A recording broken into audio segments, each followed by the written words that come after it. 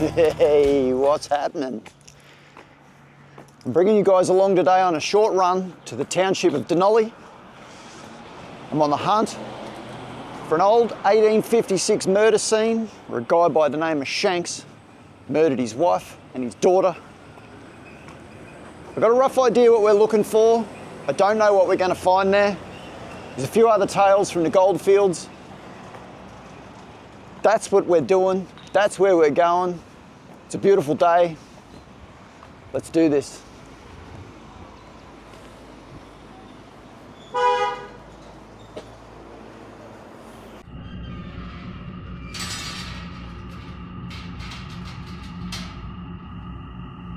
Hey, what's happening?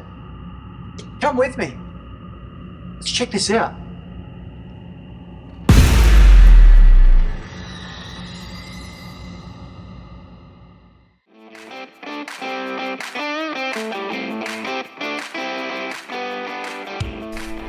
Want to step back in time? Probably around 150 years. This is Michael Morton's hotel.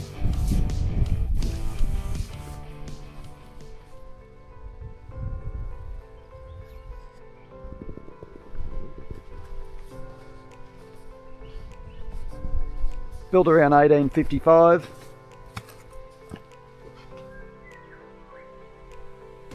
This is what stands.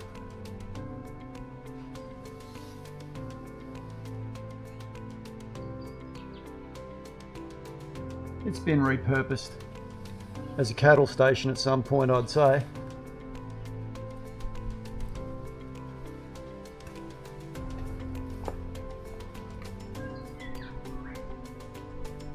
You see the old fireplace over here in the back corner.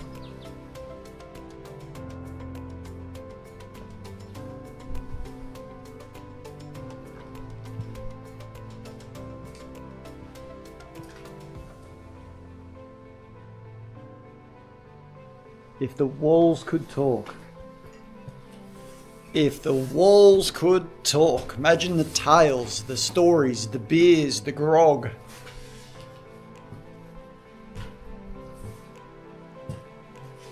It's crazy. The history of it's crazy. It's still here. The story of Michael Morton's pretty big. I'm not going to bore you with it. He got in trouble with the law, he done some jail time. He went to Tasmania or something, he came back, he ended up here, he got married, had a pub, got in trouble again for selling booze with no license. But yeah, you could look it up. Michael Morton Hotel.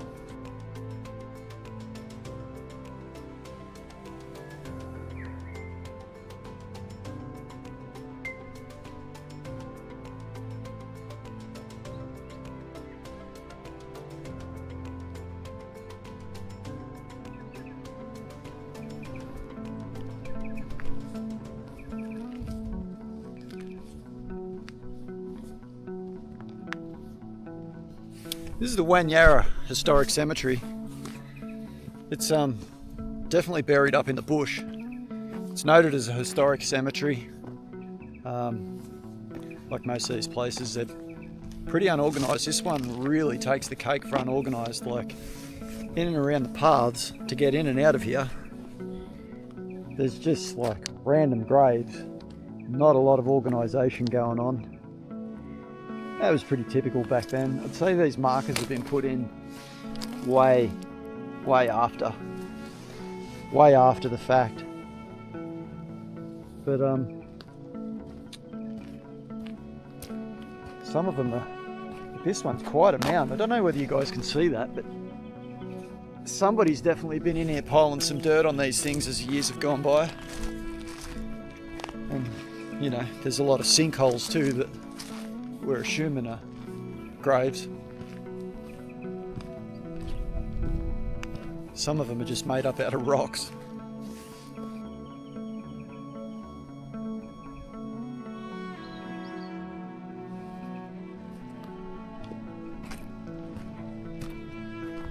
Literally just made up out of rocks. Super bushland in here. Oh, this guy got some bricks. He's a one-up. He got some bricks.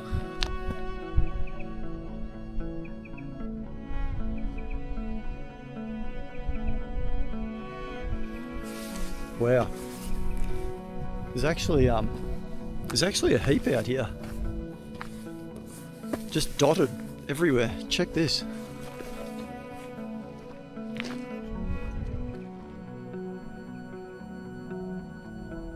They just keep going right up over here. Markers. Little markers everywhere.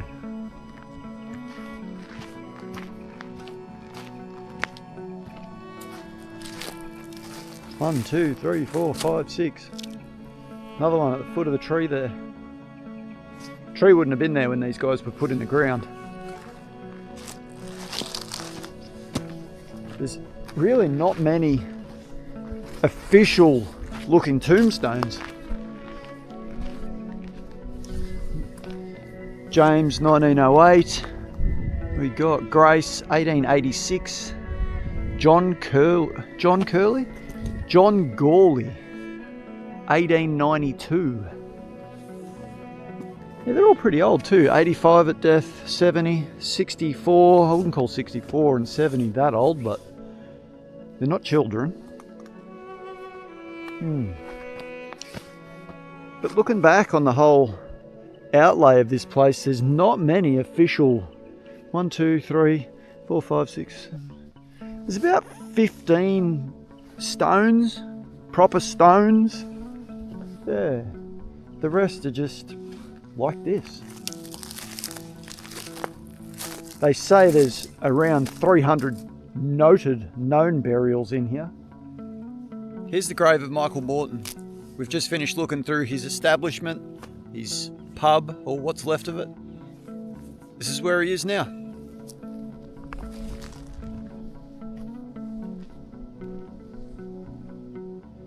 Michael Morton, 16th of February 1905, he made it to 83 years of age. He's in there with his wife. She died on the 24th of May in 1909. She was 78, so there was 5 years difference between the two. Their daughter was in here first. She actually died at infancy.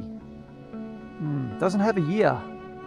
It's funny, there's sort of no year, but anyway, it is what it is. Their grandson, there's no mention of older children, but they had a grandson, Edward John Neal, 1892, so he was put here first. Probably before the daughter Elizabeth. It doesn't really say, it's a bit unclear, but history does that a bit. It's quite unclear. The grandson was 3 years and 2 months old. Would have been, no doubt, poisonous water, cholera, tuberculosis, or something horrific that we had no cure for back in those times.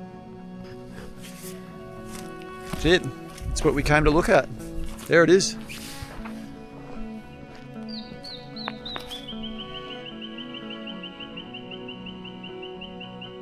This cemetery actually closed in 1891.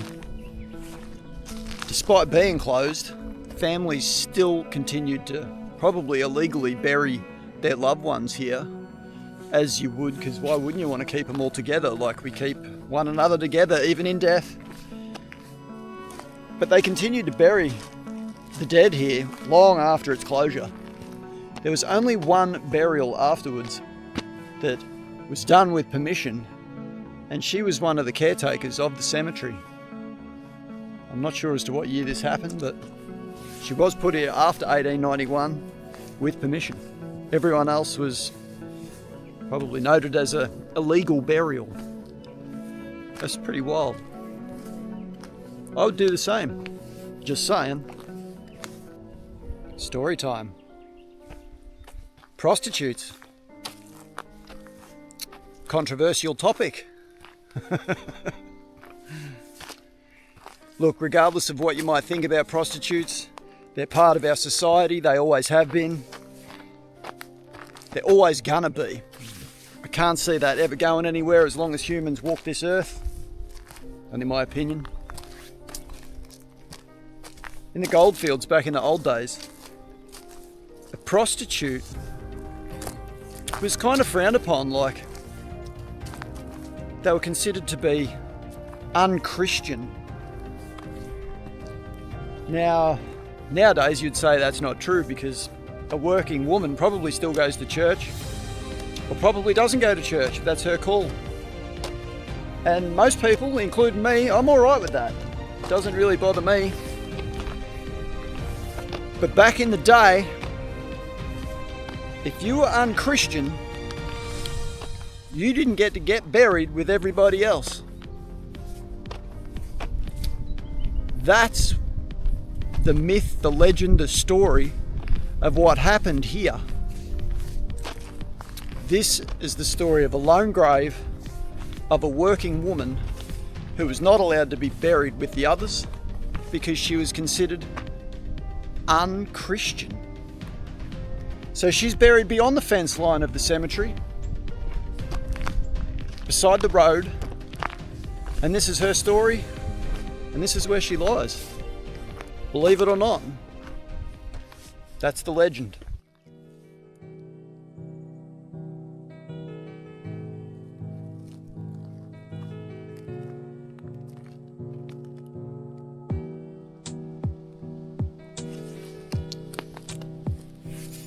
Some people say that it's somebody's dog that got buried.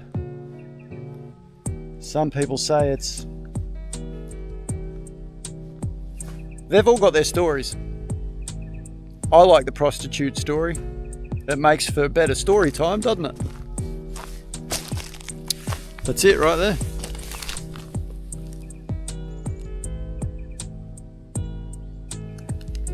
And there's the fence line of the cemetery. Right there. Beside the road. In the Great Australian Bush.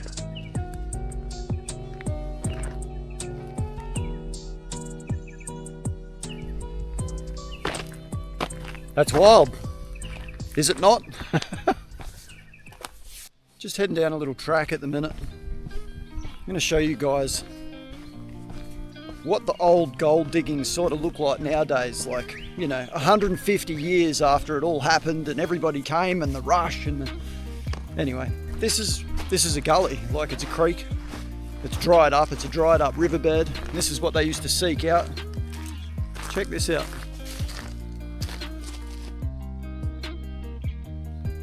You could easily mistake it for a road. It's not a road.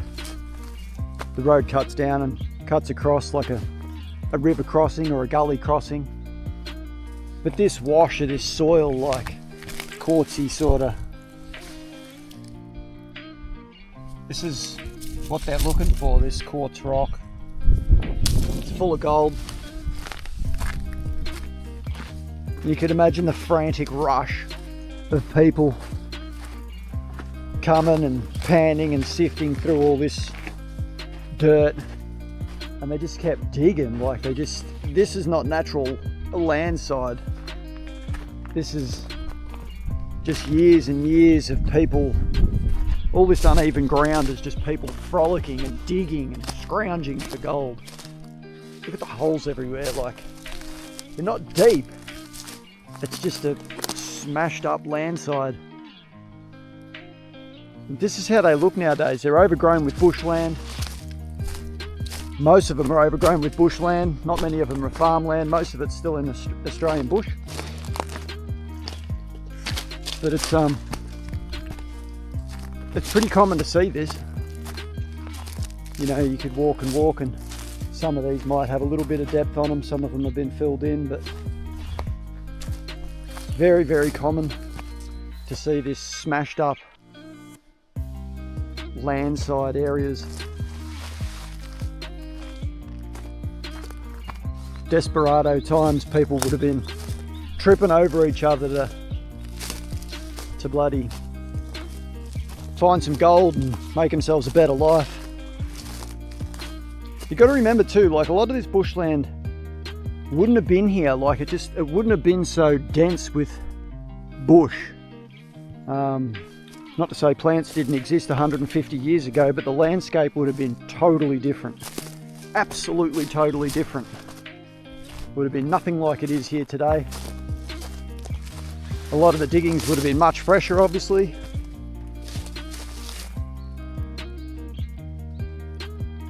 This is quite common to see ones about this sort of depth. I mean, they're quite pretty unstable. It's not too bad.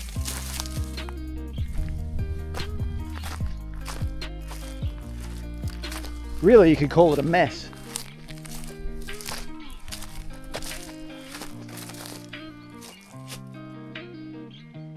I mean, until population catches up with us, it's going to be a long time before we actually need this land for anything. And I guess a bulldozer and a weekend, you'd have it all flattened out again. But you just don't know what's under the surface of these sort of areas. Like in the 1960s, they sort of went through, the councils and the shires made a bit of a thing that we're going to go out of our way to cap off all the unused mines. So they came out here and, you know, anything that was sort of deep, they filled in.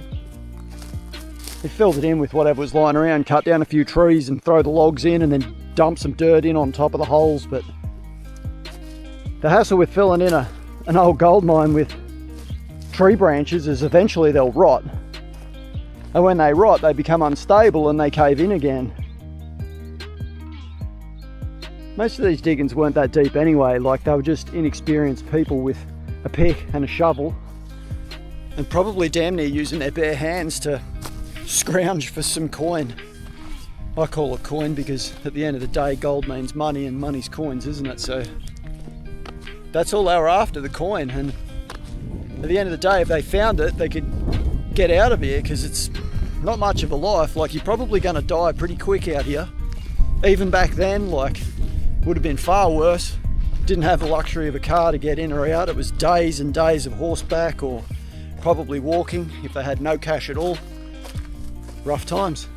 But that's what they look like now. I just thought I'd actually park up and have a little walk around. I mean, the area that we walked around is super small. Like, it's, you know, it's only a small section. It's endless. Like, it doesn't matter what section you look at. Like, they're all the same.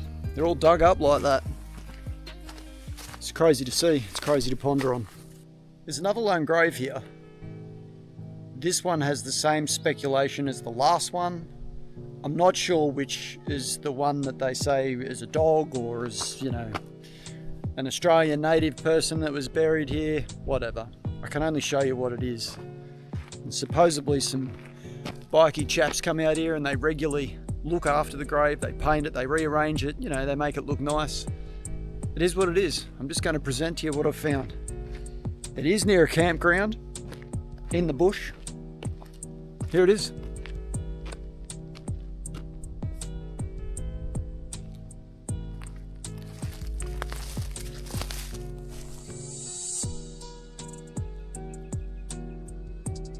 Back to the prostitute story again.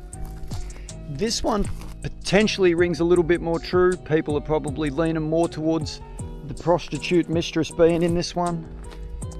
The little female angel is a little bit of a giveaway. I don't think it would be a dog. It's a big dog. What's your thoughts? Maybe drop it in the comments. It's probably up to the gods a little bit because I don't think we'll ever know like which one's which or whatever, but that's it right there.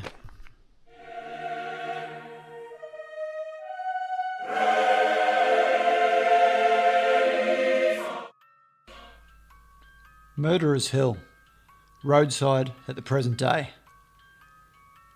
Let's go back to Sunday, 29th of November in 1857. On this day, William Henry Dean was walking through this very district, looking for a new gold rush he'd heard about. William came across an abandoned prospector's hole that caught his interest. There were flies about the hole and a few branches carelessly thrown on top. He noticed a pair of boots. Pretty quickly, with the prod of a stick, he uncovered the bodies of two men. They were badly decomposed. He went to the police, back at the camp, and he returned later that day with Constable John McCormick to confirm the find. The following Monday, the cop, McCormick, along with the undertaker, Daniel Miller, they returned to the site with two coffins to recover the remains. Their findings assumed the bodies had been there for 4 or 5 weeks. On December 4th, 1857, the Dunolly Advertiser carried the story of the now referred to as murdered bodies. It was read by a Miss Mary Dunlop, who realised it was her husband, Robert Dunlop, and his best mate, Hugh McLean. They'd both gone to a place called White Hills near Maryborough on back trail bush block roads on October 30th. That was 1 month before these bodies were found, so they'd been missing for all that time. A whole year passes by, and in December 1858, a guy called Charles Dunbeer, he confesses to the murders, and he rats out his 3 wingmen, Bill Brown, Job Neal, and his now ex-girlfriend, Mary Ann Dodd, who was known as Polly. Cute, eh? Polly bailed on Charles after the murders. I think this has got a fair bit to do with why he's decided to turn on the lot of them. She'd bailed off with Job Neal, who was his mate. Dunbeer wanted revenge, no doubt about it. So, with his story in tow, the police, believing his story, they'd gone after Polly. She was arrested in Dunolly. She was brought in at 28 years of age. She had 2 children, one who died literally right before the arrest. Job Neal was arrested at a place called Pleasant Creek. Bill Brown managed to elude capture and was never ever seen nor heard of again or brought to any form of justice. The following year, 1859, in Castlemaine, a trial began. Surprisingly enough, Dunbeer walked into court, denied he'd confessed to any of it, and done a complete backflip on all of his statements. This threw the court into total chaos, infuriating the judges who claimed that he was a good candidate for the Yarra Bend Insane Asylum. Funny enough, it wasn't actually what he was charged with. Just moving along a little bit amongst this whole schmozzle.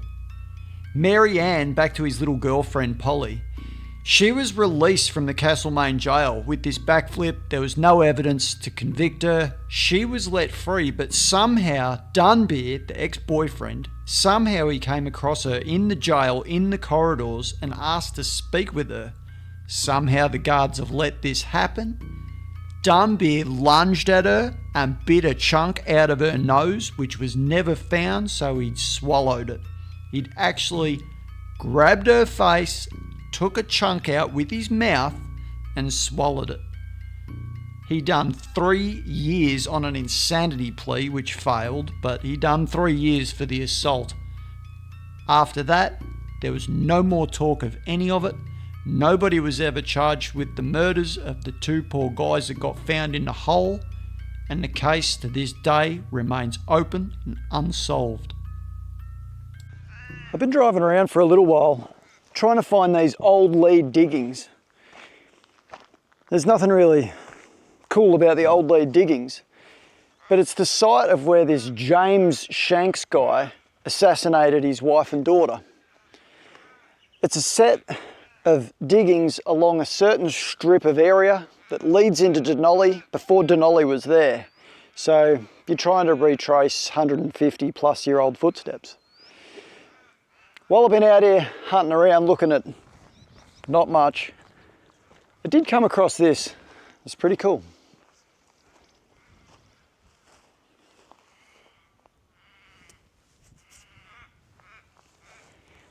I don't know whether you'd call it like an old farm shack,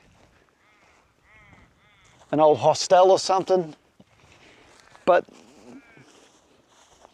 it's in pretty bad shape in today's terms.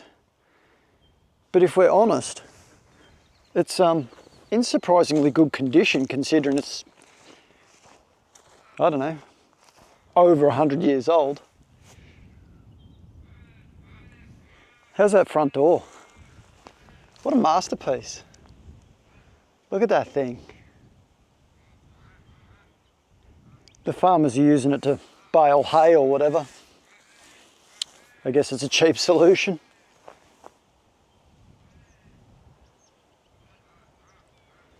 It's definitely seen better days. Big old tree out the back.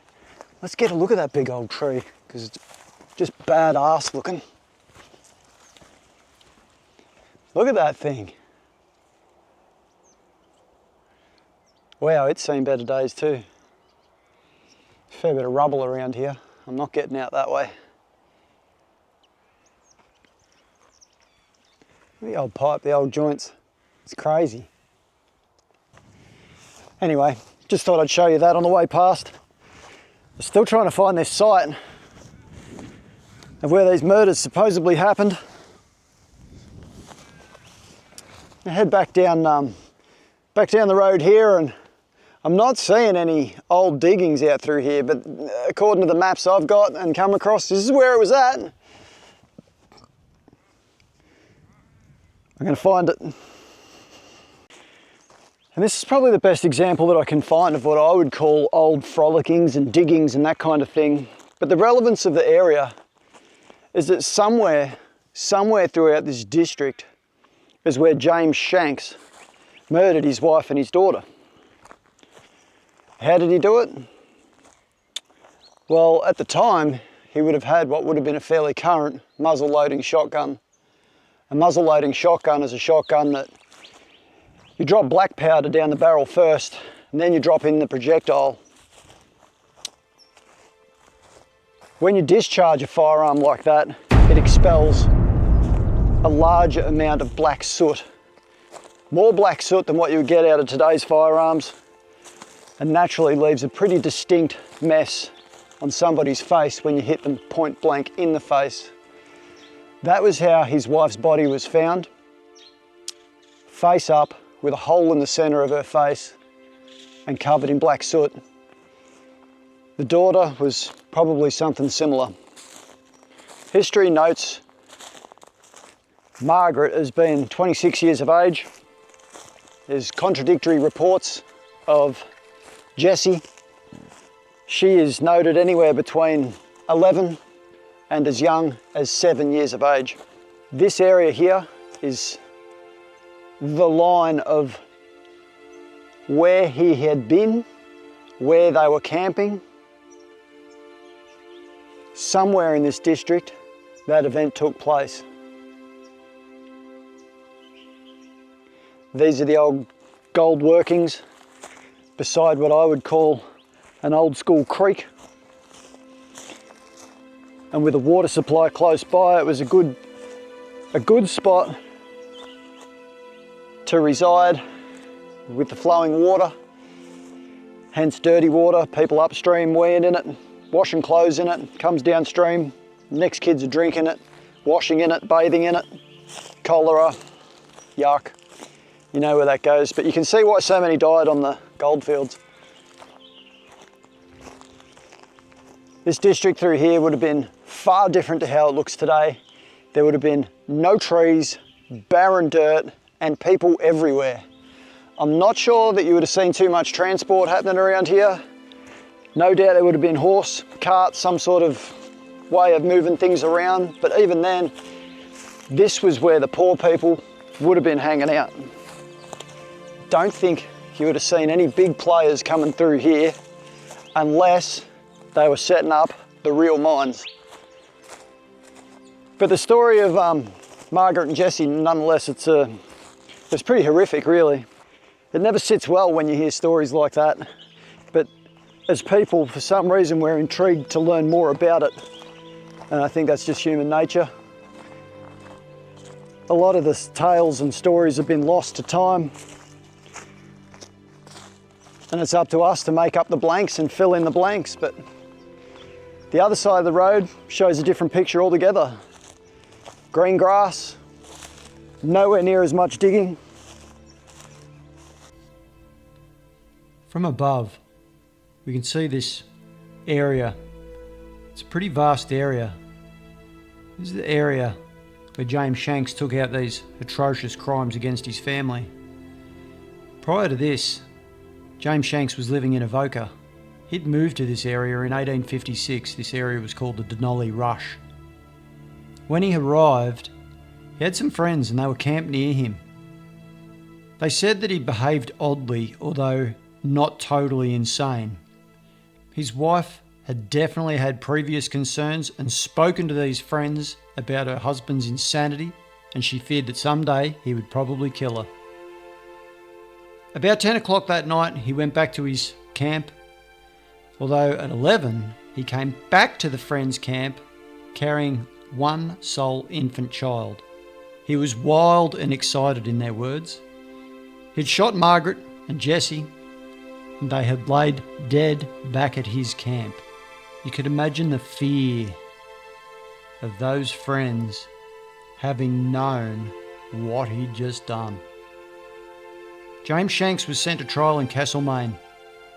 It was proved that the prisoner had said that the cocks crowing had told him his wife must die and that he already had a grave ready for her. He had similar conversations, crazy conversations, with the said friends. Further evidence proved that there could be no doubt as to the insanity of the prisoner, and the jury actually acquitted him on that ground. James Shanks died in 1873, aged 50, at Yarra Bend Asylum. The fate of the James Shanks who murdered his wife and daughter remains a total mystery. This is Dunolly's historical cemetery. It's pretty small, really. The story is, what we're actually looking for is we're looking for the graves of Robert Dunlop and Hugh McLean. Now, they are buried here, as far as history notes, although there was no registry for this burial site. The legend has it that those two guys are buried here. There's no proof of that. Margaret Shanks and her daughter Jessie are very likely not buried here. That's what the historic notes say, that they're very likely not buried here. It's amazing how somebody can just disappear, whether they were assassinated or not. But yeah, if those guys are in here, it's tough to say where they actually are. Real tough. There's only a couple of headstones that are even marked in here. The rest of them are literally lumps in the dirt. They don't even have a marker. This guy, 1857. Someone else, 1885. They're pretty old, 69, 80 years. 69's not old, 80's getting on, doing well.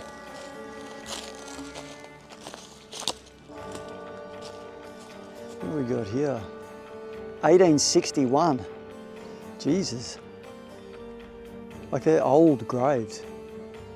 George was 56.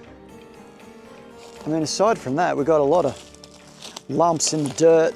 Lumps. There's definitely lumps. Doesn't mean shit, really.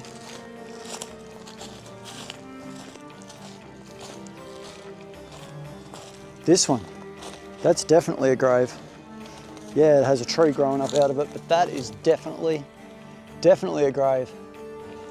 It's got the old bricks around it. That's crazy. It does look like it once probably had a stick, maybe a cross. Who knows, maybe we're walking on top of them guys that got done in out on Murderers Hill.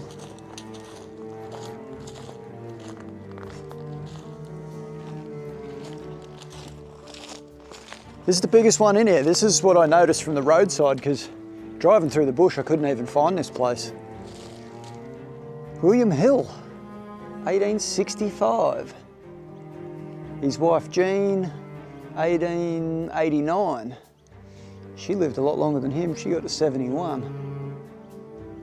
The sons, Thomas and William, yeah, they were pretty young. Thomas was 30 and William was 38.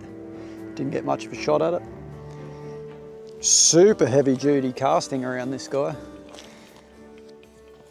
Yeah, old foundry castings. Amazing. Amazing quality. Zero damage on it too.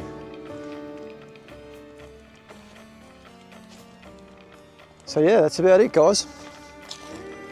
I don't know what more I can show you in here. It's funny, like, where did Margaret and that go? It's like they got murdered and literally forgotten about. Like, you'd think history would have noted at least where they were buried, but nah, it's like that got lost in all the stories. Unreal. Unreal.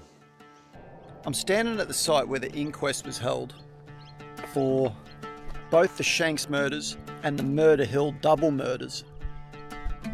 This site was called the Foster's Old House at Home. I don't know why it was called that. Supposedly, before Dunolly was even a township, this site right here was the only known site that had an actual building that was not a tent. Naturally, the early settlers literally just carted around canvas to use sticks and make a tent out of. This is the site where the inquest took place. It was somewhere in this paddock.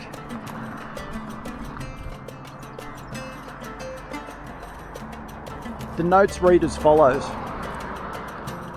The inquest report gives Dunolly as the inquest location. The time period of 1856 had a huge influx of people to the Old Lead area, which suggests that this here, the old house at home, was the site of the inquest.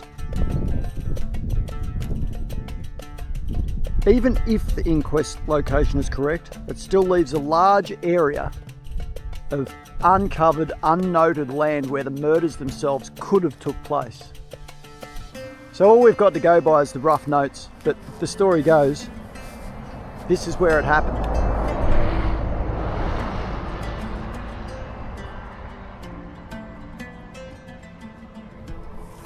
Gone with the history. This is the site where the Windsor Castle Hotel once stood.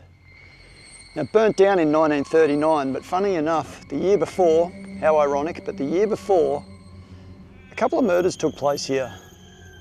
I'll tell you a little bit more about that in a minute, but this is the site across the road here.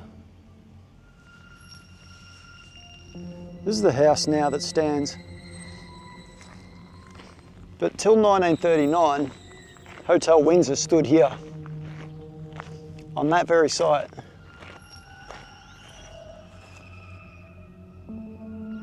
Thomas William Johnson committed murder here in 1938. He was found guilty and sentenced to death on the 23rd of January in 1939, which was the same year that this very hotel burnt to the ground. He murdered two innocent people in a thimbled, bungled robbery attempt, and he'd smacked them in the back of the head with an axe. One man was trying to make a break for the door and copped it in the back of the head, and the other was found further on in the upstairs of the property, and same thing, he'd been smacked in the face or whatever with an axe. He probably didn't plan on doing what he did, but things obviously got out of hand on him, and he's taken it to another level, thinking, if I don't finish the job, I'm going to get caught. So instead of getting away with a misdemeanor, maybe a slap on the wrist for a basic bungled robbery, he's murdered two blokes. He was executed. He was one of 11 people to be executed at Pentridge. He hung for what he'd done. The reports say that he wasn't a very smart guy. He did try to claim insanity. It was found that although he had a low IQ, he didn't pass for insanity. He was clever enough to be calculated in what he was doing with himself, and he had a string of petty crimes prior to that. Being drunk, being a lout.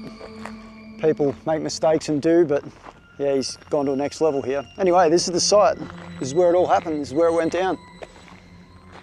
It's a crazy bit of Dunolly history right here.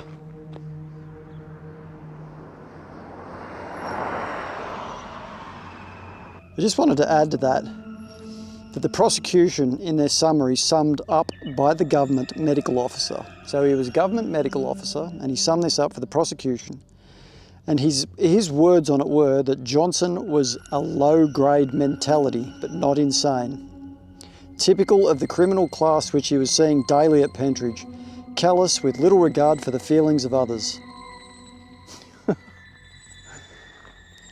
That's how that guy was summed up. Is what it is. So what's our takeaway thought on all this, guys? I mean, it was pretty wild, man. Some of them murders were, let's just say they were wild. Like what that guy did to his family out in the Goldfields, to his wife and his daughter, that was ruthless.